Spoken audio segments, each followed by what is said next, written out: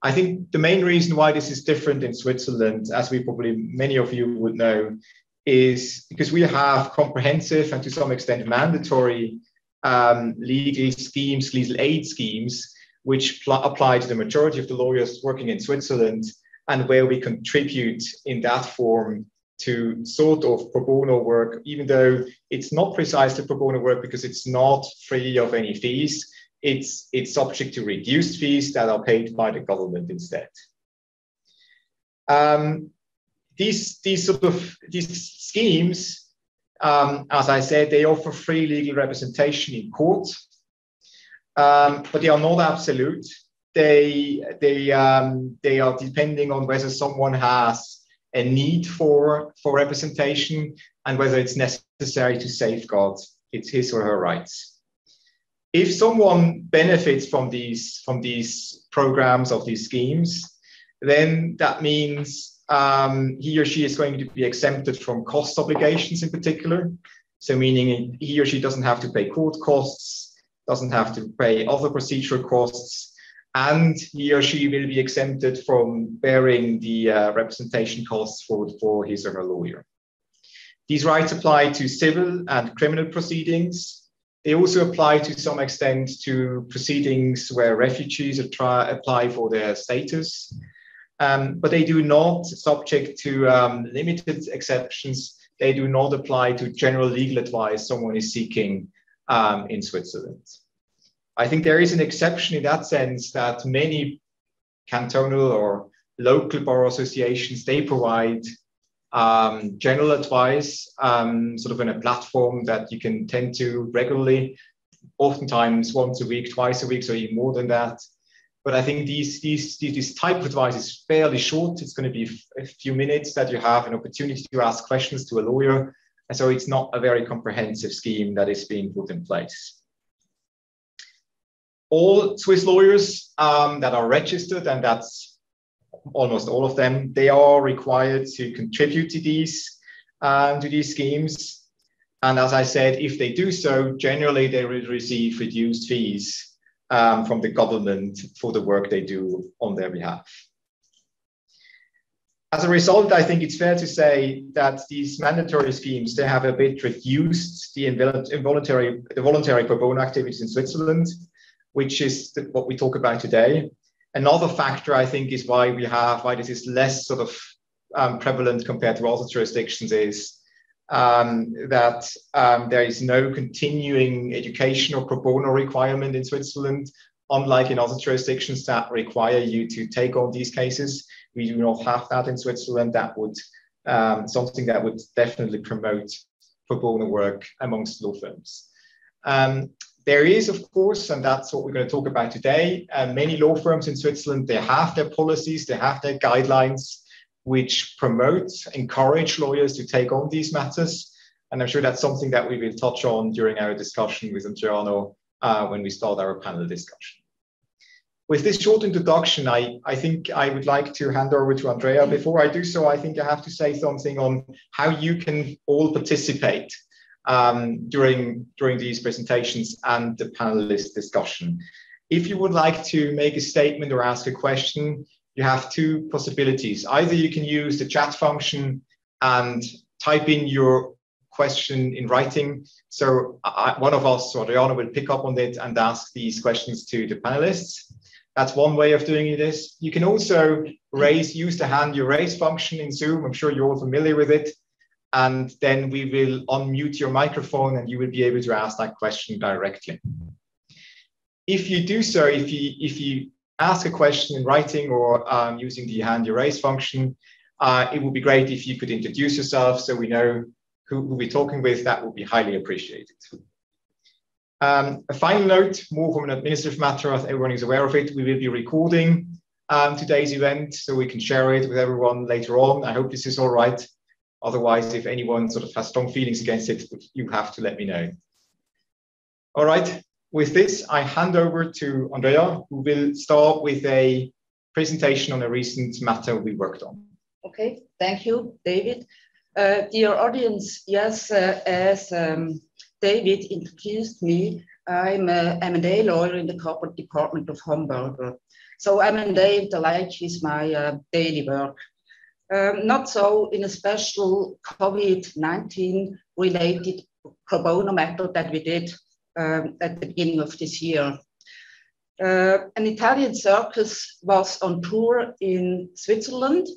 They were 33 artists and more than 10 horses. And when the ban on events came, the governmental ban on events in the middle of December last year, they stranded in Bülach. Bülach is a little town, well, a mid-sized town close to Zurich. So because I'm also a horsewoman, when I heard about the situation, I went there to see how the horses were doing. And then I came in contact with the circus people. Initially, it was planned that the circus moves after the Bülach to Zurich as the next station over Christmas and New Year. But Zurich just simply canceled the contract and didn't let them come over to Zurich. So the first thing that I had to do was to negotiate a extension of the stay with the authorities in Bülach. And they were very generous and granted that free of charge, except for the costs for electricity and water. So with no money, no income at all, it was soon clear that they needed state aid to survive. There are, as you probably all know, the released or eased conditions for getting short-time work compensation. There, under the COVID regime, there is also benefits and help for cultural institutions. But of course, they only come with a time lag. Money was running out and food was running out. And so we at Homburg used our network, social network, to get substantial donations. So this then was the situation under control at the beginning of the whole thing. But you know, getting legal state aid requires that you have proper documentation, proper figures, etc., etc. But a circus like this one is not Novartis, and they have almost inexisting bookkeeping, books and records. And so my first task was to manage or administer the whole thing in order to be able to then ask for legal, for state aid. You know, they don't have bank accounts, the artists don't have bank accounts. It worked all on a pure cash basis. What they got from the sale of the tickets, they distributed to the artists in the evening or weekly in cash. So this was really a special task for me to do, not M&A work, but being an accountant, a bookkeeper, a social security and tax manager, and much more the like. But we managed to get compensation for short work for the month from mid-December until mid of June. And we also were able to get aid for cultural institutions. So this was really important for them to survive. They were very grateful to us that we did all that work for them. And they could resume operations in June, and they were back on tour. And the tour ended, and the Swiss tour ended then in October, and they are now back in Italy. I'm still in contact with them. I'm very grateful to have got an insight into a completely different world, the circus world that really functions differently. And yeah, it was a pleasure, and I would always do it again. So with this short report, I like to give back to David. Thanks, Andrea. Very much appreciated for your insights. I suggest, I don't think we have an immediate question from our audience. So therefore, I think, as I said, we continue with our short introductions of what pro bono work can mean. We've heard one example.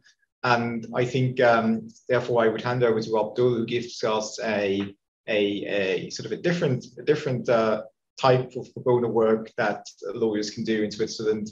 And he gave us a short introduction on the Pro Bono Platform of the Geneva Bar Association. Abdul, please go ahead. Thank you very much, David. I hope everyone can hear me properly. So as David said, my name is Abdul Carrupt. I'm a litigation lawyer at Bern Carrère Geneva. But for the purpose of this panel, the position I own is in the Geneva Bar Association. I am a member of the Human Rights Commission. And within this Human Rights Commission, the Geneva Bar Association set up since 2014 what we call a pro bono platform.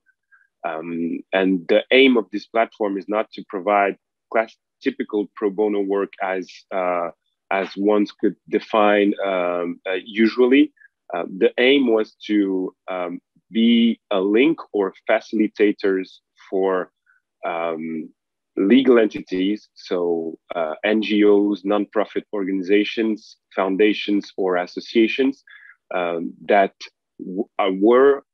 are active or wanted to be active in Geneva or the surroundings, and provide them, help those legal entities to get in contact with lawyers, Geneva lawyers that could help them and that could provide them free legal advice.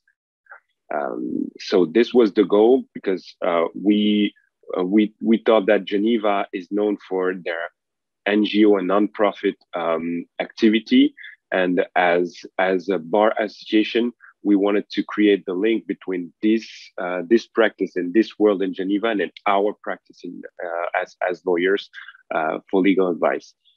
So how does the platform works? So as I said, we are only facilitators. So in our group that is coordinating the platform, we do not provide ourselves the legal advice. We actually receive the application from the legal entities, so the associations or nonprofits. They have to fill in a form that they can find on our website. They have to fill in the form and explaining what their activity is, what legal advice they are seeking, and providing a bunch of details for us to understand what is the background of their request. What we do then, we receive those applications, we review them, we revert to the applicants if there is some documents missing, or if we need some additional information in order to better understand the case. And if we are satisfied with the application and the criteria are met, and here to be precise, our criteria are not very restrictive, because our goal obviously is to provide free legal advice to most of the companies that we can. So we review this, and if we are satisfied with this application, we submit it to so to say a board of senior lawyers that will then have a quick review on the application and give us their green light. And if we have the green light, and afterwards we will get in contact with a list of lawyers, of Geneva lawyers that actually signed in within the Bar Association. They signed in because they said that they want to provide legal advice. So we have a list of Geneva lawyers that are willing to provide those free legal advices, depending on what on which matter they are active in. So it could be corporate law, it could be criminal law, which is not as common as that, but it could be labor law as well, or association law. And we go through this list and we try to find a match. So we contact the Geneva lawyers, we explain them the case, and if they are willing to take the case, we put in contact the lawyer and the legal entity, and they work together in trying to implement the goal that the entity has. So that's pretty much how the platform works. It's pretty young. I mean, 2014 it was created. It took a few years to start, and since 3 to 4 years we tend to have sufficient applications. I mean, some application once a month. Not all applications are granted, but most of them are. But we are trying to increase this and to advertise a bit more about this platform in order for the NGOs or the entities to be aware of that and to use our services, because we think that's an important step. And sometimes those entities does not have the means or the funds to start their practice or to start their project, and they need legal advice to, I don't know, change their statutes or change the organization board or carry out a specific project, and they need legal advice around this. So we are willing to provide it. So this is also a reason that I am participating to this panel. I'm coordinating this platform, and I'm very grateful that Adriano reached out, and I'm grateful that David and Andrea as well accepted me to present this platform, and hopefully this will give ideas to other Swiss Bar Association to create their own platform and try to attract pro bono work. It's not in a typical way as inside a law firm's program. It's more like a general platform that reunites lawyers that are willing to take those are willing to give those legal advice. So I think it profits everyone, and it benefits the greater good and the non-profit organization in particular in this area. So I am done with my quick presentation. If there is questions, I'm really happy to answer them and provide additional information on our platform. Thank you. Thank you, Abdul. Highly appreciate it. Giving us an overview of another sort of way of getting to pro bono work. I mean, unlike Andreas, where we sort of as a law firm try to become active in this area, this is more of a coordinating role, which is as important as what we've heard before. So unless there are any immediate questions, and you can still ask questions afterwards once we get to our panelist discussion, I would hand over to Adriano, who will give sort of a short introduction to Trustlaw, what they do, what the focus is of their work, and I think then Adriano, I'll hand over to you as well to start our discussion on the panel. Thanks, Adriano. Thanks, David, and thanks again for the invite. It's great to be here, and also great to see so many people who are interested in pro bono. So my name is Adriano Mancinelli, and I'm the Senior Program Manager for Trustlaw in the EMENA region, which is Europe, Middle East, and North Africa. Trustlaw is a global pro bono network. We are one of the programs of the Thomson Reuters Foundation. So we're a free pro bono network. Both non-profit organizations and social enterprises and law firms can join Trustlaw for free, and our work is very much similar to what Abdul described as being the Geneva Pro Bono Platform role, is to connect the non-profits and social enterprises with law firms that can provide free legal advice. Trustlaw was founded in 2010, so we are 11 years old, and we've grown it to be the largest pro bono network in the world. We have over 1,000 law firms and in-house teams who are providing pro bono support, and I'm happy to see a few people actually here in the audience who are members of Trustlaw, and we've supported over 5,000 non-profits over the year. So a really large network, but what I really like is that behind the maybe large numbers, there are a lot of organizations and a lot of individual stories of organizations and people who have benefited from the Trustlaw service. Very quickly on what we do, what type of pro bono work we can facilitate. we facilitate pro bono that is supporting organizations. So organizations that are incorporated in the country where they operate. And we can provide the pro bono support in two broad areas. One is what we call the kind of advisory projects, providing legal advice to support an organization's day-to-day operations. So whether that is looking at a contract or making sure that policies are the right policies are in place, or that everyone's got the right employment contracts, or kind of matters of corporate law, intellectual property. So everything, again, that can make an organization more resilient and support their day-to-day operations. And the other area that we can facilitate pro bono on is legal research. So a lot of organizations will be doing advocacy activities, trying to change the law on a particular topic or influence the debate in the country.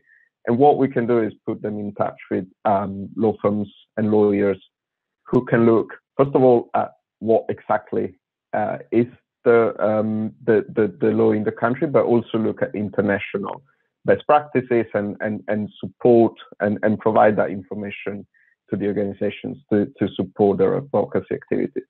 To give you just perhaps an example that involves Switzerland as well, we are working with an organization that works on ESG and is trying to influence investors to really have adopted an approach to investment that respects human rights and looks at the ESG framework as a useful tool. And they are trying to understand the rights and regulations around filing shareholders submissions within countries. And they are looking at 10 different countries around Europe and the world, including Switzerland, because they have been using that as a very effective tool to push companies to adopt more practices that respect human rights and the environment in the UK, but they are trying to expand that around Europe. So this is just one of the examples we've done. We've facilitated legal research really on a number of topics that relate to human rights and to foster more inclusive economies. And that's something that we constantly do to support organizations. We also try to support the pro bono sector and pro bono practice in general at a system level. So we've published over the years a number of guides on how to strengthen pro bono practice, or our kind of regular survey of pro bono practice around the world. It's called the Index of Pro Bono.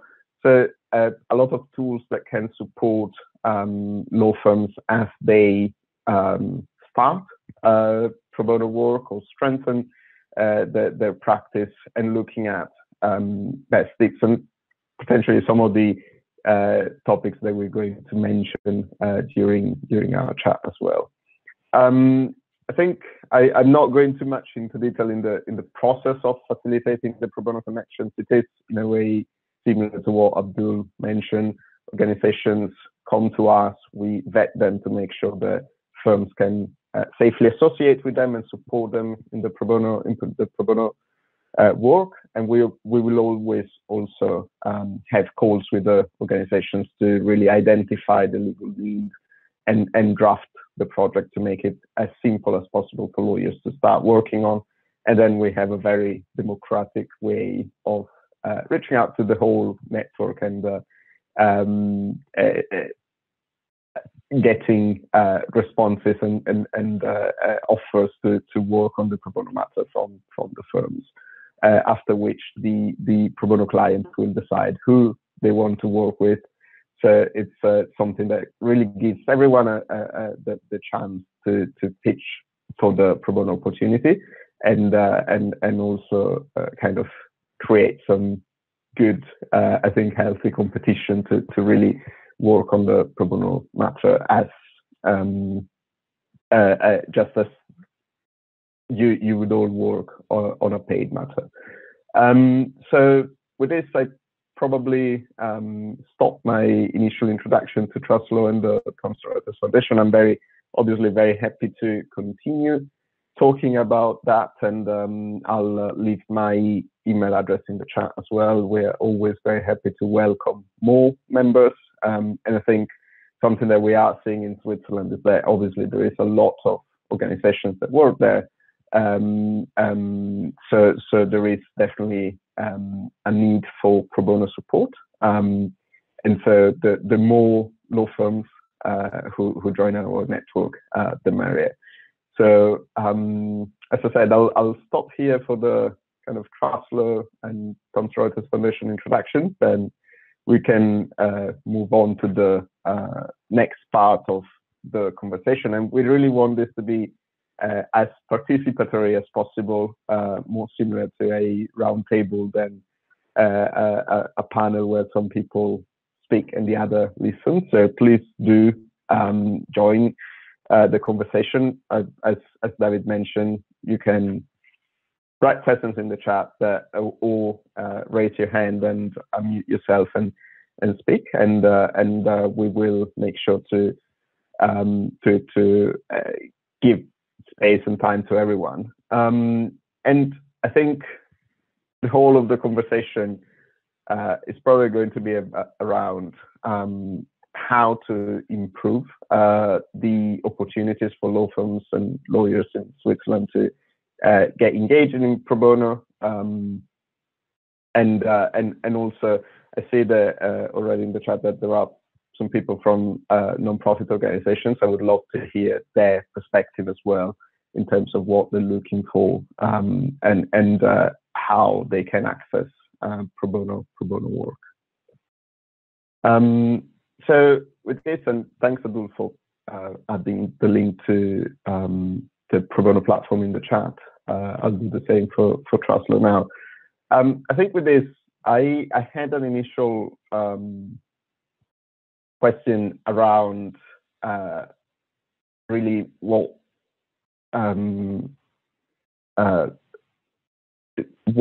the kind of limits, the structural limits or opportunities are for pro bono in Switzerland. And I think that you, David, mentioned some of those at the beginning of your of the session when you talked about legal aid and the fact that there is a very good legal aid system that is mandatory for lawyers. Are there also kind of regulations that could be seen as being against pro bono? So free work that is not legal aid, that law firms should be mindful of. I think, one area, and I think I quickly touched on that during my introduction, is I think where we are fairly well, in a way, what I think seems to work to some extent is if there are proceedings that where we have to support someone in civil or criminal law proceedings, I think then that's fairly well structured, let's put it that way. I think it's different when it comes to general legal advice, as we've heard, for example, from Andrea. In a case like that, there will be no government-sponsored aid that you could take advantage of, at least. Maybe there are in terms of social security and these kinds of things, but there is no promotion of legal work that would help these kinds of cases. And so there, I think it's important that law firms like ours and others jump in and do provide services, legal services Andrea described. I think there are also other cases. Before I came on to this session, I got an email from one of my colleagues internally, and she told me that they for example, they founded an association where they support artists that had difficulties generally during COVID time, but also in other cases where not just COVID related, more generally, that need help in getting their career started. So I think that's where I think, I'm not sure it prevents lawyers from providing the advice, but it it's something where we need more incentives to do so. I think the other area I've heard a lot is, to some extent, our regulations. If you talk, for example, to the Swiss Federal Bar Association, their focus has been lawyers should not be working on a non-paid basis. That's sort of the focus of the bar associations, and not so much that they should be providing services on a non-paid basis. And to some extent, you also see that in court jurisprudence where courts have said, well, you cannot enter into fee arrangements where you're not going to be paid, or where you're only being paid in certain circumstances. So that's not the way it's set up. I think it's not ideal for pro bono work in that sense, and that's certainly areas where we can do better than what we have today in place. I think that's a very interesting point, and it's something that I know, given this is European Pro Bono Week, it's something that has been kind of discussed in other countries as well. I know that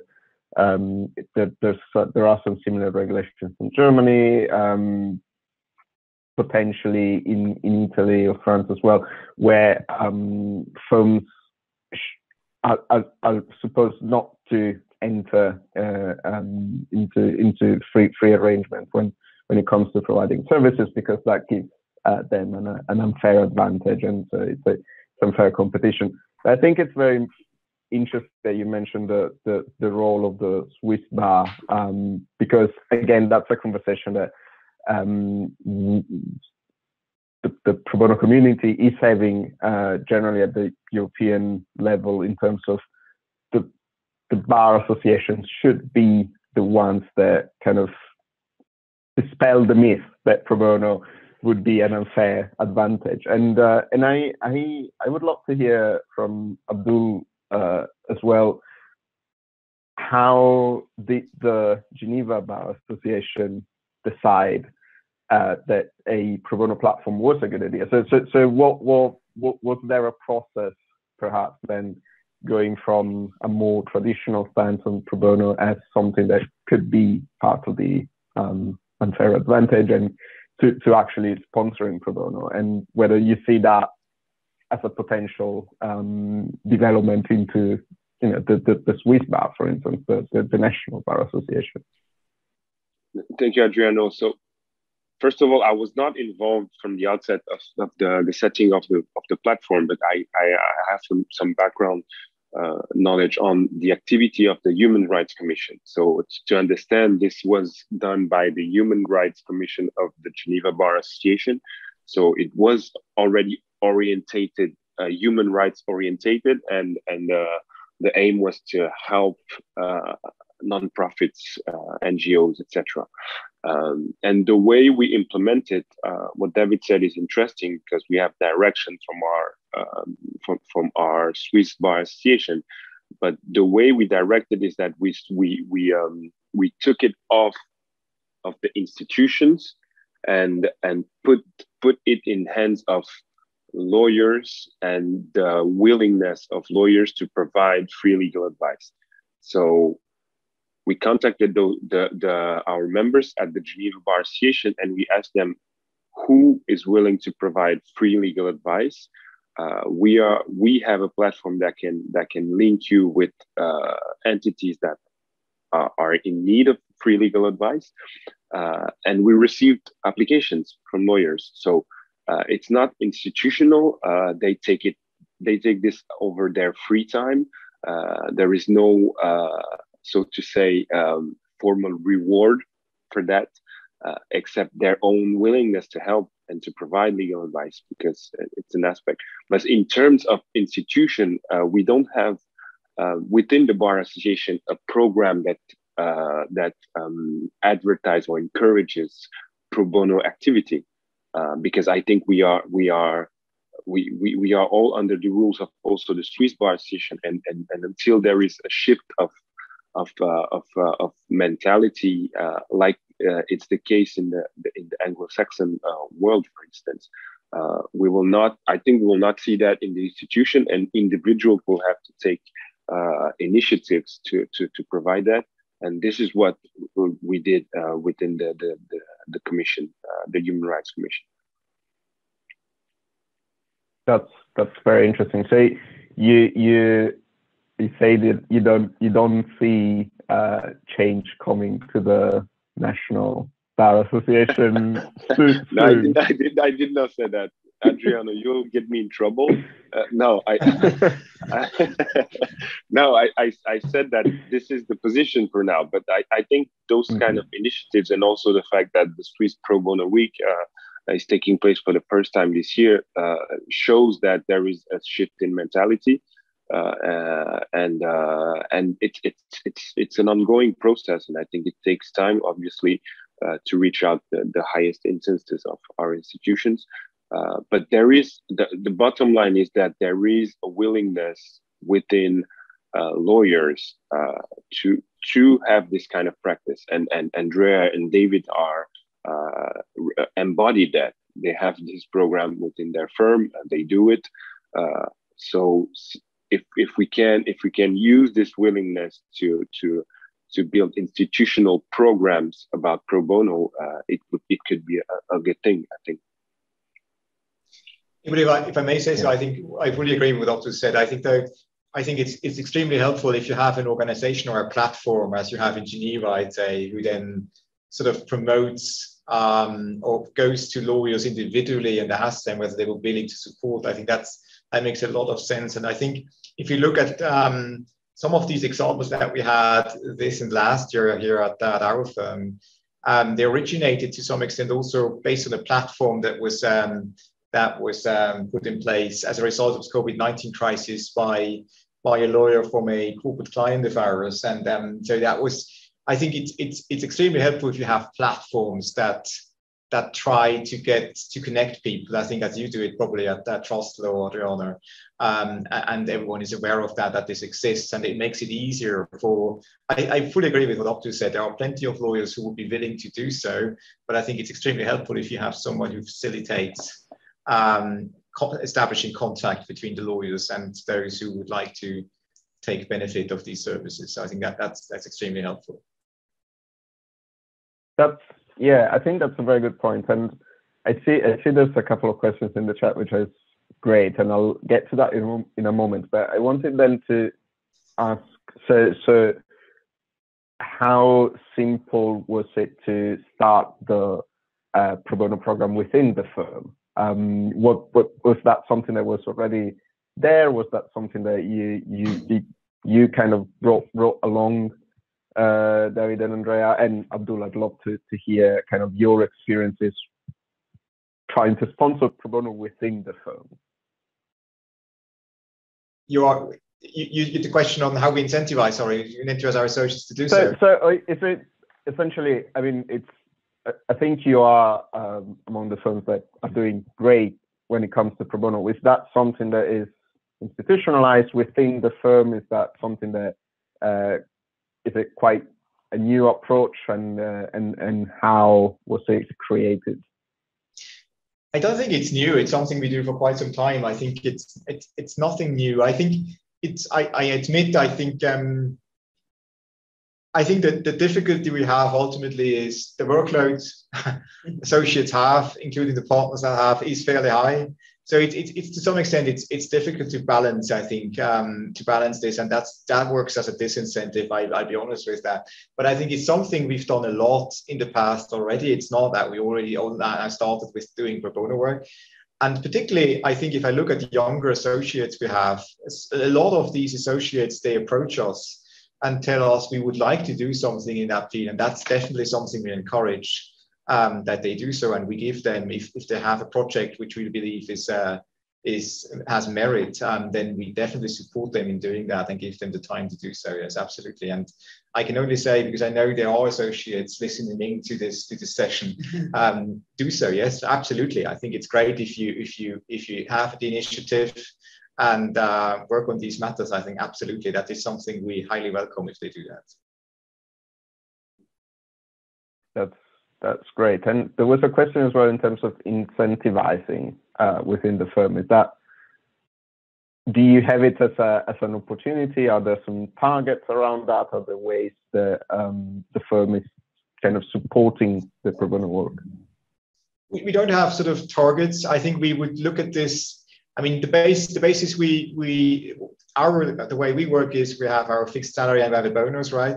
So if someone puts a lot of hours into pro bono work, that would be definitely something we'd be looking into as part of our assessment of that associate in terms of bonus, but also in terms of when it comes to partnership, ultimately, we will be looking at what people did during the time where they were at Homburger. So that's definitely something, as I say, would be encouraged by us and which we would look positively on if once we get to that time. It's absolutely it. That's great to hear. And I can see that Lea raised her hand. Thank you. I think now I can speak. Thank you so much. Thanks a lot to everyone for this really interesting discussion. I'm also a Swiss lawyer, and I also do business law mainly, but I also founded an NGO providing free legal aid to refugees, Asylex. Some of you might know it. And yeah, I was just a bit surprised, or also positively surprised to hear about these efforts of the big law firms, because up to now, unfortunately, I got rather negative feedbacks. We have a team of about 100 legal volunteers who do pro bono work, and unfortunately, very few of them work with the big law firms.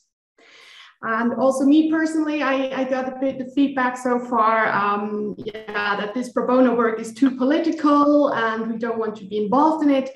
So for me, it would be interesting to hear from you working for the corporate law firms, like, yeah, how do you see that? Do you think there is an actual change going on now? Or is it still kind of too political for you, depending maybe of the area of law? Because we would be very, very happy to have more support from strong, big law firms like yours. So yeah, on that spot also, if whenever you're interested, please feel free to reach out for a cooperation. I'm happy to reach out. Yes, absolutely. I don't think that's, at least that was never my perception, that the reason that we would not participate is because it's too political. That's not my perception, at least. I would not say, probably there may be cases where we would say, no, I'm not, well, could be. I haven't really thought about it. I don't think that's the reason why we didn't do the work. I think generally, what we've done so far is we picked up on sort of single individual cases that we thought that's something we want to do, and we didn't do it, and I agree with that. We didn't do it a lot in cooperation with sort of the organization you were referring to. I agree with that. That's not something we do typically, but it's, as I said before, I think that was probably one of the reasons why our pro bono practice, while existing, is to some extent limited. I agree with that. And so I'm more than happy if you put me in touch with your organization. That's fine. I'm happy to look into it. No worries there. Great. Abdul, do you want to add to this? No, well, nothing specific to add, just maybe an information that it's one of our projects within our platform to develop this area and use our platform to reach out to big law firms, to law firms in Geneva, and try to incentivize the practice of pro bono. So it's in our books. We want to work on it from now on. So hopefully you'll hear some developments in our feedback on this in the next year pro bono week or the next years to come. But it's definitely a thing that we want to achieve, or reach out to those firms, because we also need their support.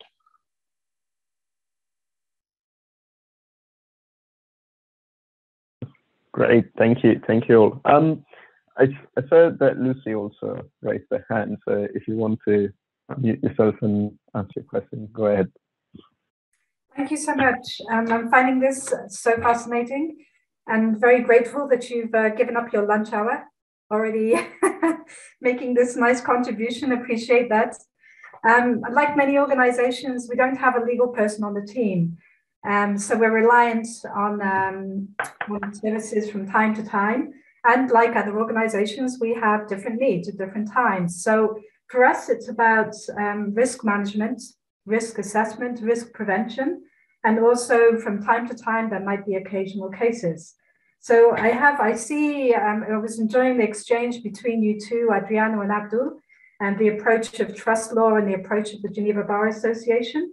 I had a question there about whether or not we qualify for the Geneva Bar Association, if Abdul could answer that. But for you all, actually, another question. So there are ongoing issues. You mentioned, Adriano, about contracting. That's very important for us. Are we getting it right? Things change. Are we covered on all kinds of issues, confidentiality, intellectual property rights, whatever it might be?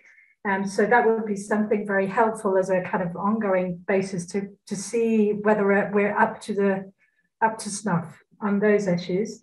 And then for us, it's particularly interesting as an ethics organization, whether or not it's possible to have a kind of ongoing relationship also. For example, that a pro bono lawyer would be present on our ethics committee, which would be important for us as an independent person. For example, I mean, so there are different areas that any organization needs help with at different times. So I see some flexibility in the trust law approach, and I see rather the Geneva Bar Association as something much more case-oriented, punctual. Just if you could confirm those approaches. Thank you. Thanks, Lucy. Maybe I'll start with actually the trust law bit. We do work on a case-by-case basis. So I think something that the main reason we do this is because we recognize that capacity can shift wildly within a firm, and a team that might have time to do pro bono at some point in the year doesn't always continue to have time. So we work on a project by project basis. Obviously, because we're a kind of a bit of a large network, it might mean that you can get advice on a few matters at the same time from different firms. And on your point, I think on risk management, I think that is a very important point. And I think it's definitely one aspect that we see a lot from organizations. It's really making sure that they are on the safe side, that what they're doing is right. And for that, we have developed, I'll put the link in the chat in a moment. We have developed a legal health check tool. There is essentially a list of questions that you should be asking yourself as a non-profit organization operating really anywhere in the world, of things that you might have considered and you are fine, you know, you have all the policies in place, but it can also raise questions about things that you might not have thought about, and that you do realize that actually they can have legal implications and they might be risks for the organization. So I think that's definitely something that we're seeing a lot of organizations face, and kind of knowing what things to bear in mind is absolutely clear. So thanks for raising that. I'll put the link in the chat in a moment. But yeah, Abdul, please feel free to add. Yeah, thank you, Lucy. So your question was, did your organization would qualify for legal advice for our platform? So as I said, we had to limit the scope of our activity. So we set up requirements. The first requirement is geographical. So the entity should have a practice in Geneva or the Geneva area. And second one is the entity must be active in the human rights field. But so this last criteria is pretty broad, and we analyze it broadly, voluntarily, because I think, in my opinion, as soon as an entity has an activity that aims at helping people in some kind of way, it qualifies for human rights activity. So this is a very broad criteria, and I saw that Globe Ethics. So your entity, Lucy, the head offices are in Geneva. So you are in the Geneva area. You are active in education, which I think it's everyone would agree that it's a human rights field. So my preliminary assessment would be, yes, you qualified for legal assistance in our platform. And as you said, we work on a case-by-case basis. We don't select entities that we, so to say, park in our list and who will be granted legal advice whenever they need. You need to come with a specific request and fill in the form explaining to us what you are expecting as legal advice. And if we are satisfied with that, which will most likely be the case, we will link you with a lawyer that will help you for this specific case. But this being said, and we saw that previously, this does not prevent you from continuing your relationship with this lawyer. If the relationship was good, the lawyer is happy, the entity is happy, and everyone wants to keep on working together, this is out of our hands. But we made the first contact, and we saw that previously that some lawyers that provided advices to a specific entity, they continue that follow-up on the assistance, and they continue providing legal advice, whether free or paid sometimes, depending on the type of advice. But this is something that you can do. So I hope this answered the question. Thanks, Abdul. And I know that there was another question that was similar, so I think you've answered that too, which is fantastic. I see the Hikmat raised his hand. Please go ahead. Hello, Adriano. Thank you. Hello, everyone. My name is Hikmat Maleh. I'm with Lenzenstelen in Geneva. One comment from me and then one question to the colleagues at Hamburger. There was a question on how do you incentivize staff within the firm to work on pro bono cases. I think in our practice, our first objective was to make sure that people were not disincentivized to do so. And I think as many law firms, we have billable hour targets, and the way that we address this is by creating a specific timesheet code for pro bono work and making sure that it's included in the billable hours up to a certain number of hours, which I think represents just under 10% of the annual billable hour target for our associates. This is not really incentivizing, but at least it counters any disincentivizing, and we need to think about ways to incentivize further.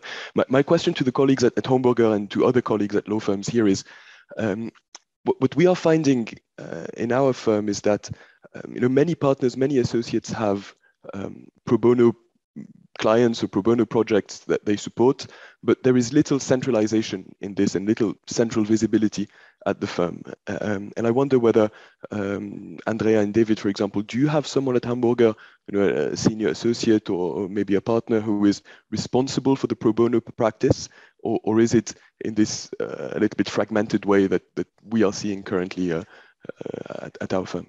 No, it is centralized. It is a partner that is responsible for it and must also say yes or no to a specific mandate that we take on. Yeah, that's the case. And as David said before, we have a sort of the same system as you have at Lenz. This pro bono hours is part of it's not billable hours, but we look at it, yes. You will also have to capture the time you work on it. So it is, I mean, I agree, it's probably not so much an incentive, but at least it's not a disincentive. That's probably a right description. You have to capture your time on that. So when we sort of make our determination on certain items, like bonuses and these kinds of things, you would see what time he or she invested on these matters, and we would take that into consideration. But I agree, it's probably not, that's not the very incentive that you were probably referring to, but it's a very similar system that you have, yeah, in that sense. Yeah. And regarding the example that I made earlier, You see, for me, I would have done it anyway. I would have helped them anyway. But being at Homburger, being also having it as a formal mandate of a law firm with the insurance, etc., is an incentive. And it's probably critical that young associates give pro bono advice to their friends and colleagues. Yeah, in a not regulated environment. That's very useful. Thanks, Andrea and David. Abdul, would you like to share your experience? Very, very shortly on this.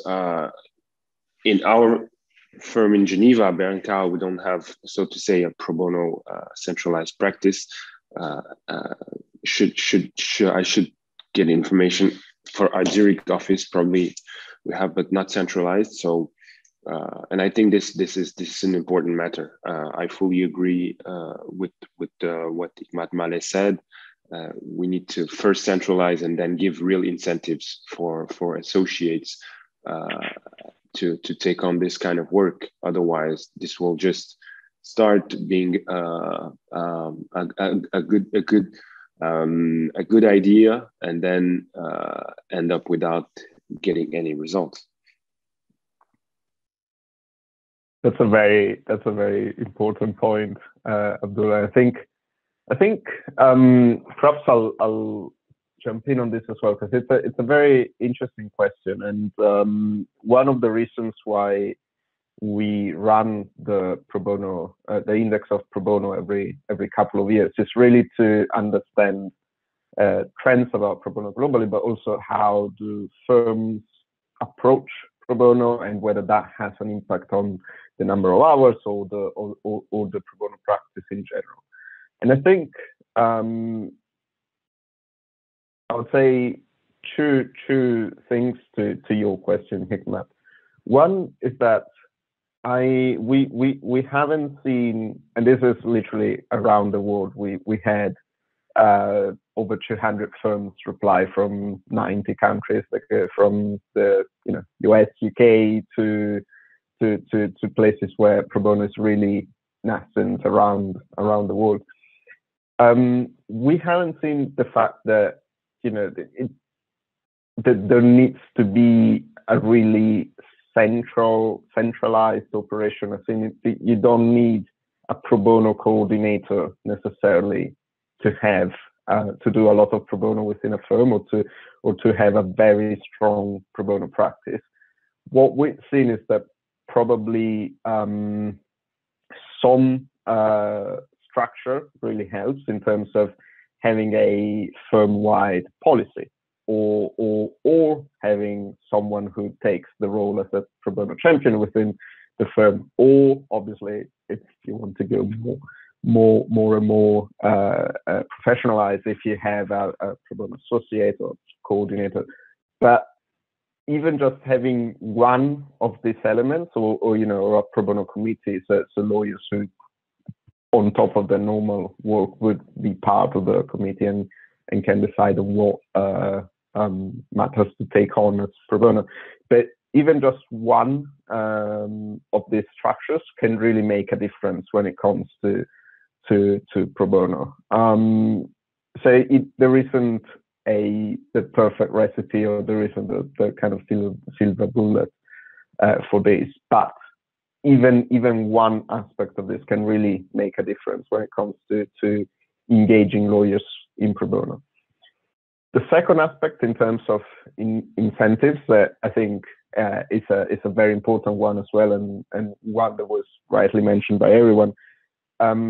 I think there are two that we've seen as the most important one. To get started with, yes, considering pro bono hours the same as other billable hours is the basics, because otherwise it really is a disincentive to doing pro bono if you don't. But really, what we've seen make a real difference, going from some lawyers doing pro bono to really having a strong pro bono practice among firms around the world is having a some sort of target in terms of how many hours a lawyer should be doing pro bono. And they can be aspirational targets. They can be, you know, if the firm doesn't want to commit to mandatory targets, they can be aspirational, and they can be as little as, you know, 10 hours of pro bono per year.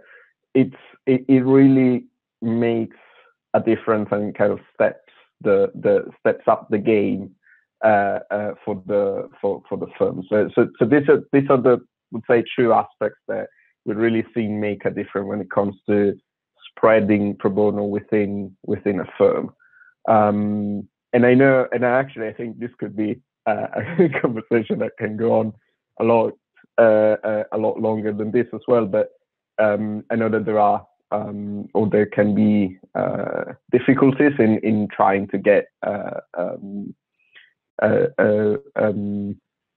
this approved within a firm, but it can be really important.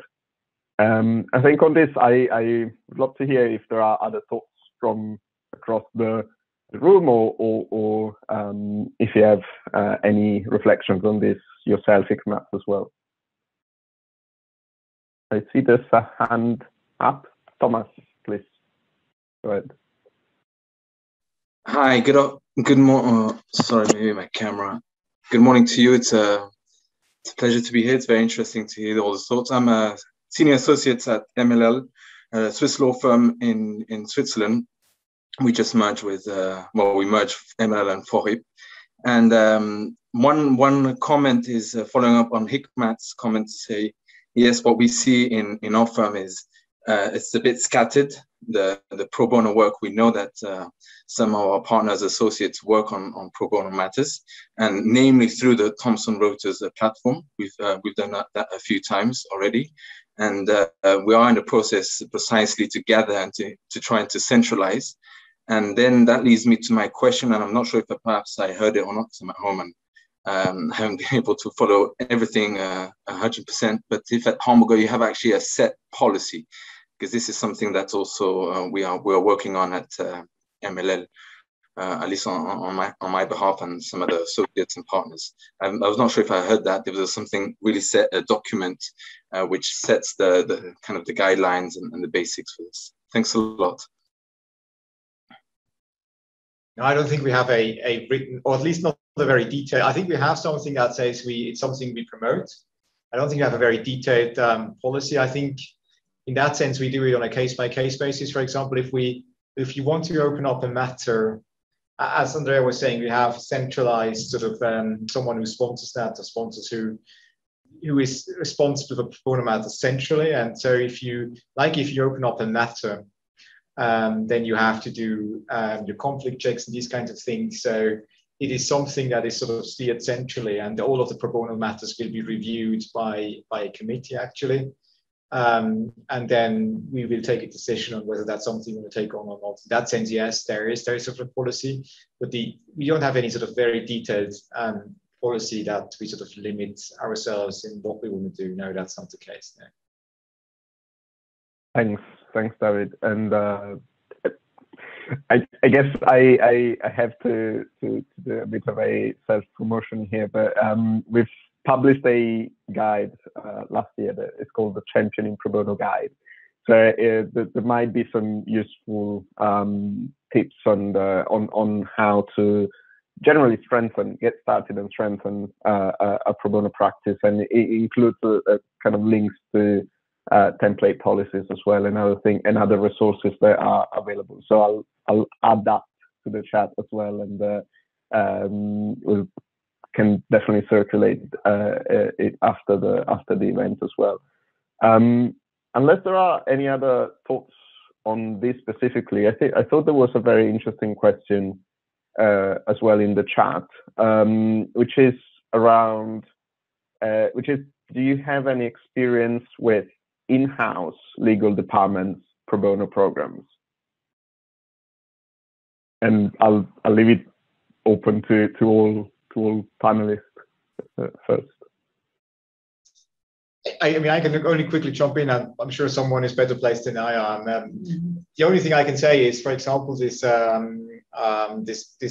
case, or it's probably not entirely true, but I think last year, I think at least this what was it called, the legal solidarity program, that was actually jump-started by a corporate department, or one person in particular in that corporate department. And so in that sense, yes, that's something we've seen, but I to be honest, it's not something I could add a lot to. No, maybe someone else can. I'll go to Abdul first, but at the same time, if anyone else in the audience would like to come in on this, please do. Abdul shaking his head. No, I have no specific comments on that.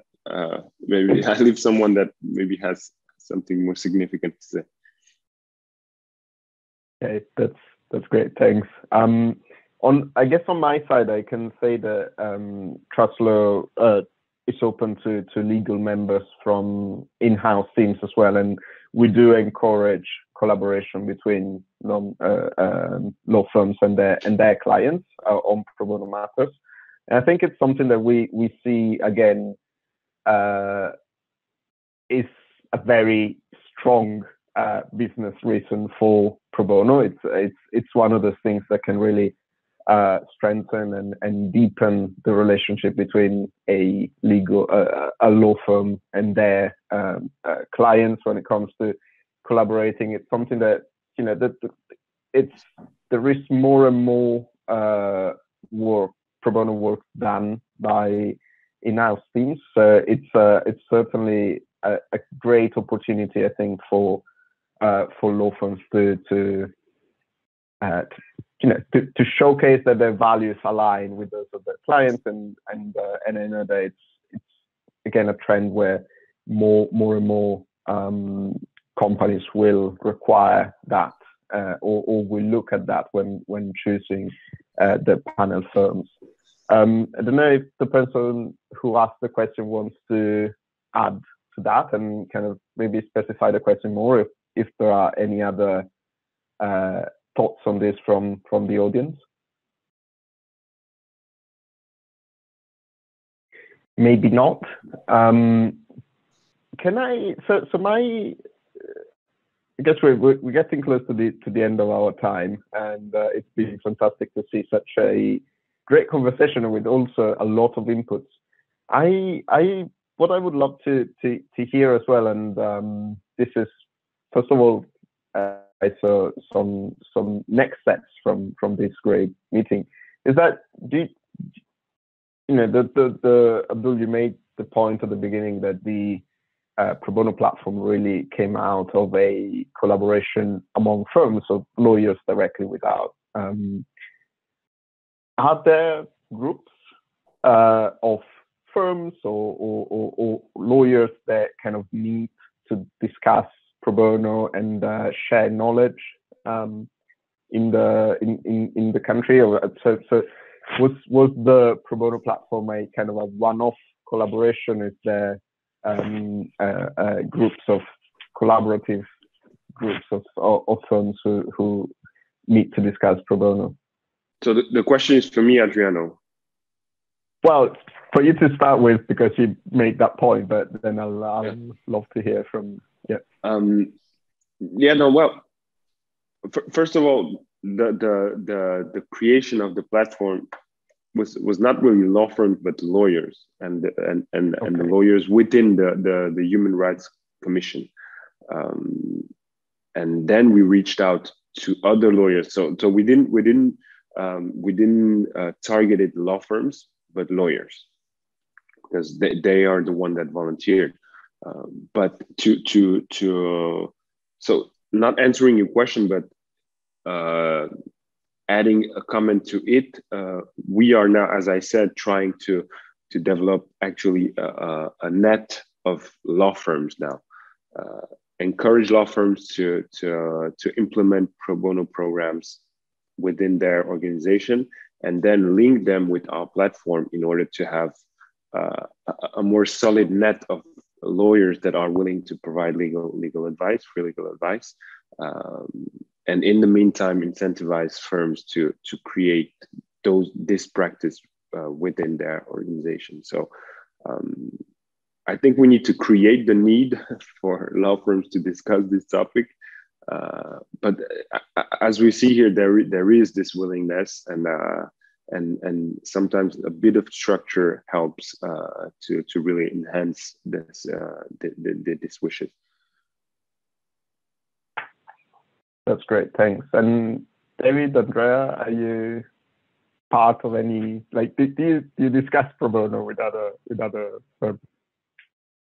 I mean, I didn't. I mean, maybe that's not what you meant. But when you say, is there a platform? I mean, this is not really a platform. I mean, it's the first time we have this event now in Switzerland, although it's a European sort of more general event. But I think if I look at when we prepared for this event, we had a lot of conversations with other jurisdictions that already done that, like Germany and Austria, for example. We talked to and to see what they did. And I think what happened there, I think it also took some time to take off. But I think they used sort of what we have here in a way to further promote and maybe also create a platform. I'm not sure that's something they've done. I would have to check with them, but I certainly hope that this first of all, this is not going to be the last event we have, only sort of the initial start, and maybe that's something that we can take from this and try to develop going forward. An exchange platform in a sense where you can exchange your views and experiences. Absolutely, yes. Definitely, and I I guess we can also kind of do a bit of survey maybe around the room now. Whether, first of all, I really enjoyed the conversation. I think it was useful, but hearing whether people found it useful as well, and whether they would like to have kind of further conversations around spreading pro bono in the country. I think I for one would love to be part of that and potentially provide some support in creating that platform that you're talking about, David. So I think, as you say, this might have been the first kind of group conversation around this. I really hope it won't be the last, and that we can kind of keep the momentum up on this. And just perhaps to mention on top of this as well, something I've mentioned the Index of Pro Bono a couple of times. I think one of the reasons why we publish the Index of Pro Bono is to provide, first of all, insights and trends on the pro bono world, but also really to give good arguments to lawyers who want to strengthen the pro bono work at their firms. And something that we are always keen to get is more responses to the survey. I don't know if you've had the chance to look at the Pro Bono Index, and I've added the link in the chat. You'll see that there are no kind of classification in terms of who's doing very well, who can improve on that. That's not the point of the index. The point really is to show what is being done at the moment and do a bit of analysis and reflection on how can firms improve on their pro bono work. So the more responses we get, the merrier. And we got 4 in Switzerland last time, which I think is definitely better than 0 or 1. But it's also a number that I think can be improved on, and definitely the great audience that we've had today is a show that pro bono is important to lawyers in Switzerland. So we will be working on the new version next year and sending out the new survey for firms to fill in. So I will definitely also be in touch with probably all of you who are in the room today to seek your contributions as well. And And I really do hope that that can be, again, the basis for more conversations around pro bono. And I think, again, I would really like to maybe end this and then pass it on to David at the end for some final remarks. As I see you later, and hopefully we will be able to organize something as well, and perhaps more. I think it will be very interesting to hear whether there are specific topics that people would like to discuss further in the future. But again, I think it's been a brilliant conversation. I'm very happy that so many people have joined, shown interest in pro bono, and so much work has already been done. So thanks all for joining, and it's really been a pleasure to moderate this conversation. David, back to you. Thanks, Verona. Very much appreciated that you have taken over the moderation. Very helpful. And I think on this note, I think we probably conclude our session today. I really share what Adriano said. I do hope this has not been our sort of only event in this European initiative, but this is only sort of the start of it. I agree that we will have to figure out more now that we've had our first session, what is really of interest to everyone. We have to try to find this out. And as I said, if we can use this initial event to create a platform useful to everyone, then that's of course something that we would be looking into. And if that's probably for you, Adriano, if your organization can help us with that, then you will be obviously more than welcome if we could do that. So on this note, thanks to everyone, particularly our panelists, for doing this with us. Thanks to our audience who took the time over lunchtime to listen to us and contribute to our discussion. And hopefully I will see you sometimes next year when we have our second event in this European initiative. Many thanks. Thanks, Andrea. Thanks, David. Thanks, Abdul. It's been great to be with you. Thank you to everyone. Thanks all. Have a good day. Have a good day. Bye. Thank you.